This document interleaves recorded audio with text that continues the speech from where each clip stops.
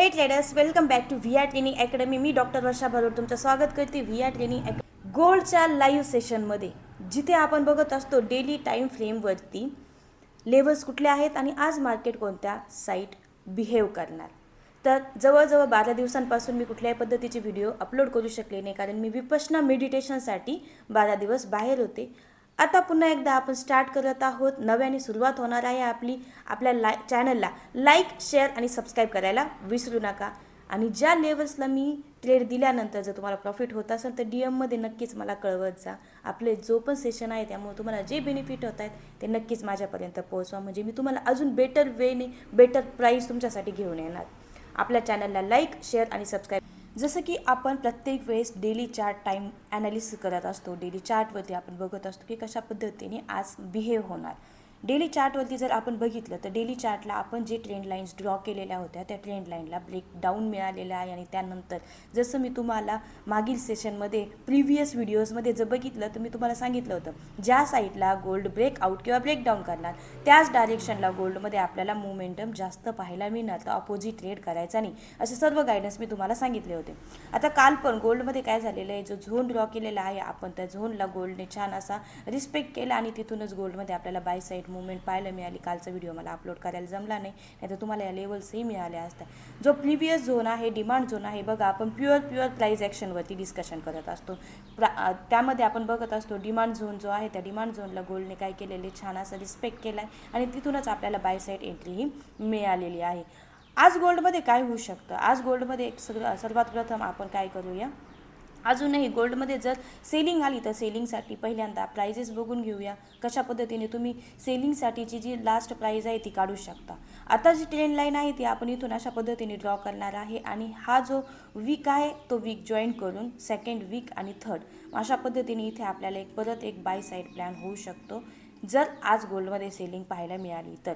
पण आज जर पॉईंट ऑफ व्ह्यू जर बघितले आपण तर त्यामध्ये आपल्याला गोल्डमध्ये जी कालची कॅन्डल क्लोजिंग झालेली आहे ती कालची कॅन्डल खूप छान अशी ग्रीन क्लोज झालेली आहे, जस्ट लाईक हॅमरसारखी आपल्याला ती पाहायला मिळते. म्हणजे याचा अर्थ काय की थोडासा जसं की गोल्डमध्ये म्हणजे बघा ट्रेडिंगमध्ये आहे काय की ट्रेंड असतो, up trend, down trend, sideways market. तर इथे आपल्याला काय पाहायला मिळतं आहे, सध्या गोल्ड डाऊन ट्रेंडमध्ये आहे. जर लोअर टाईम फ्रेममध्ये शिफ्ट केला आपण 1 आवरला जर शिफ्ट केलं तर आपल्याला एकदम क्लिअर पॉईंट ऑफ व्ह्यू आपल्याला इथे पाहायला मिळतो आहे की गोल्डमध्ये छान असं लोअर लो आणि लोअर हायज आपल्याला पाहायला मिळत आहेत.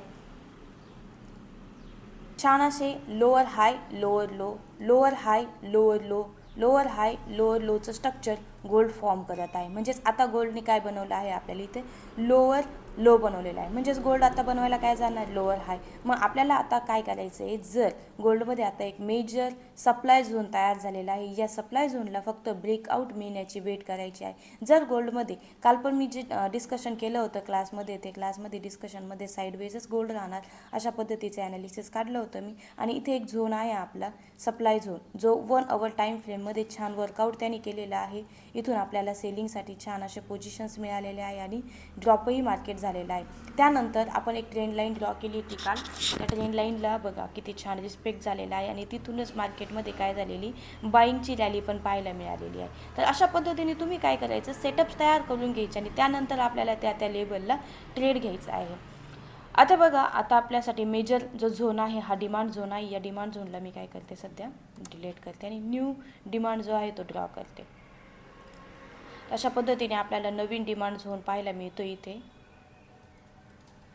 ओके, आणि हा आपला सप्लाय आहे. गोल्डमध्ये आपल्याला जर आता बाय साईड किंवा सेल साईड प्लॅन करायचा असेल तर सर्वात महत्त्वाच्या ज्या लेवल्स आहेत, मेजर लेवल्स आहेत 4353 म्हणजे 4350, 4340. म्हणजेच काय, तर ह्या सप्लाय झोन जर 4350ला जर ब्रेक केलं तर गोल्ड आपल्याला पुन्हा एकदा बाय साईड आपल्याला डायरेक्शन देईन आणि ती जी लेवल आहे ती 4378 पर्यंत आपल्याला गोल्ड बाईंगमध्ये जाताना पाहायला मिळणार आहे.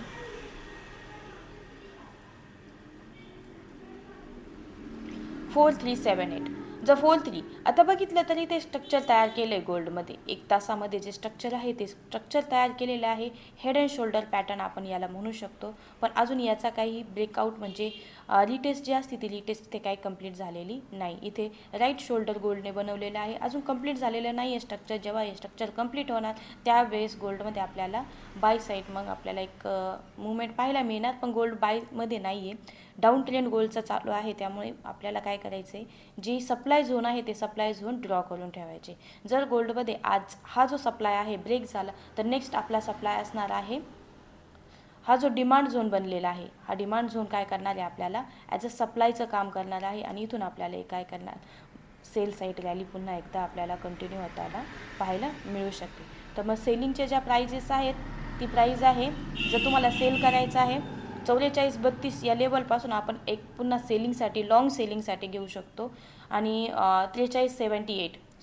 4378 हा एक एरिया आहे. म्हणजेच जवळजवळ 4380च्या अराउंड तुम्ही काय करू शकता सेलिंगचा प्लॅन करू शकता. प्लस जर हा एरिया ब्रेकआउट झाला तर आपल्याला फायनल जो आहे तो हा जो झोन आहे सप्लायचा हा झोन आपल्याला काम करू शकतो. तर हा आपला थोडासा लॉंग पॉईंट ऑफ व्ह्यू आहे. अशा पद्धतीने आज गोल्ड ट्रॅव्हल करू शकतं. पण गोल्डचा जो लॉंग टर्ममध्ये जो डिसिजन आहे तो ट्रेंड आहे तो सध्या डाऊन ट्रेंडमध्ये चालू आहे. चला 15 मिनिटामध्ये जर स्विच केलं तर आपल्याला आज कोणत्या कोणत्या पॉसिबल लेवल्स भेटणार आहे.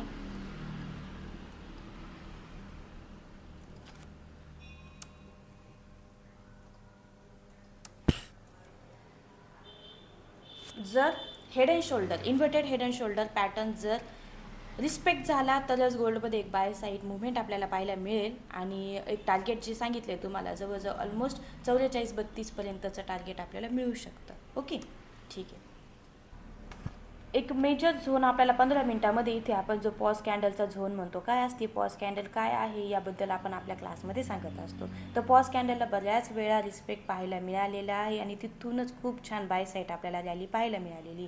तर आज गोल्डमध्ये जर बाईंग आली तर बाय साईड आपल्याला प्लॅन करायचा आहे या लेवल्सला 4305 4297 4297 एक तुम्हाला बाईंगसाठी एक छान ऑपॉर्च्युनिटी मिळू शकते. पण बायसाठी जास्त होल्ड करायचं नाही. प्रॉफिट घ्या आणि एक्झिट करा. सेल साईड थोडंसं तुम्ही होल्ड केला तर चालू शकतो. जर इथून आपल्याला ब्रेकआउटचा मिळाला तर मग आपल्याला इथूनच एक रॅली बायची पाहायला मिळू शकते. मग तो प्राईस जो राहणार तो 43-53च्या वरतीच तुम्हाला काय करावं लागेल बाय साईड प्लॅनिंग करावं लागेल. ते पण रिटेस्ट झाल्यानंतर तुम्हाला काय करावं लागणार इथे कॅन्डल रिटेस्ट झाल्यानंतरच तुम्ही काय करणार इथे बायचं प्लॅनिंग करणार. तोपर्यंत बाय साईड प्लॅन करू नका. तर लेवल्स तुम्हाला मेजर लेवल्स सांगितले आहे. या लेवल्स आहेत. या लेवल्सला जर ब्रेकआउट मिळाला तर बाय साईड मार्केट आपल्याला मिळू शकतं. परत एकदा मार्केट रिटेस्टला आहे ना त्यानंतर तुम्ही ट्रेड घ्या 43-53ला. आणि खालून जर आपण जर मार्केट आता जर सेल साईड आलं तर एक 4305ला एक छोटा तुम्हाला 100 पिप्सचा ट्रेड मिळून जाईल. आणि 4297च्या ऑलमोस्ट आपल्याला ट्रेड मिळू शकतो. जर मॅसिव्ह ड्रॉप जर आला तर मग तुम्हाला काय करायचं आहे प्लॅन करायचं आहे 4268 to 4289 या लेवल्सपासून आपल्याला एक शॉर्ट बाय साईड पोझिशन मिळू शकते. आणि त्यानंतर गोल्डने यांना ब्रेकडाऊन केला तर गोल्ड पुन्हा इथूनच आपल्याला सेलिंगसाठी जाताना पाहायला मिळू शकतं. तर आज हा सर्व पॉईंट ऑफ व्ह्यू आहे. या पॉईंट ऑफ व्ह्यूने ट्रेडिंग करा. बेस्ट ऑफ लक ट्रेडिंगसाठी. आणि सर्वात महत्त्वाचं ट्रेडर्स ट्रेडिंग करताना without setup without strategy trade करू नका. प्राइजेसला मार्केट येतच. विदाऊट प्राईजला मार्केट न येता बिलकुल जात नाही. कारण त्याला लिक्विडिटी स्वीप करायची असते, लिक्विडिटी हंट करायची असते. पाठीमागे जे पण ट्रेडर्सनी बाय साईड प्लॅन केलेला असतो त्यांचा SL स्वीप करायचा असतो. त्यामुळे ज्या लेवल्स दिलेल्या असतात ना त्या लेवल्सच्या वरती काय होतं असतं मार्केट थोडंसं वीक काढायला जातं, खाली पण वीक बनवायला जातं. तर त्यावेळेस काय होतं असतं SL हंट होतं. आणि SL हंट झाल्यानंतर जर मार्केट पुन्हा त्याच झोनमध्ये क्लोजिंग कॅन्डलची देत असेल तर तिथे लिक्विडिटी स्वीप झालेली, लिक्विडिटी हंट झालेली. आता आपण या ट्रेडमध्ये एंटर केलं तर त्याचा लो हा आपला काय असणार SL असणार. अशा पद्धतीचं डिसाईड करून आपलं रिस्क मॅनेजमेंट फॅक्टर डिसाईड करूनच ट्रेडमध्ये एंट्री घ्यायची आहे.